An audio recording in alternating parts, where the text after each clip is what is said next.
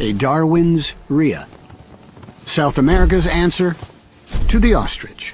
3 feet tall, it's one of the largest birds in the world. And this supersized male is father to a supersized family. Most birds share parenting duties. But with rheas, things are different.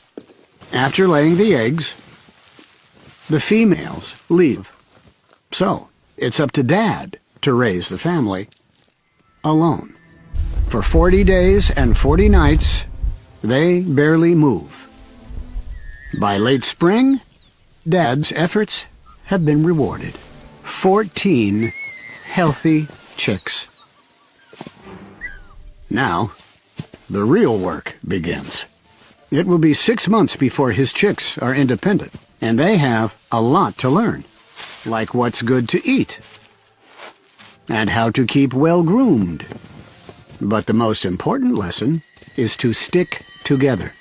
Out here, it's easy to get lost, and keen-eyed hawks would soon grab a lone chick.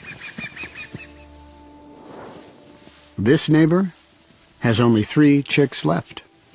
And for our dad, it's a warning. Keep your family close. What is that? It's a distress call from a chick, but not one of his. That's no problem for this super dad.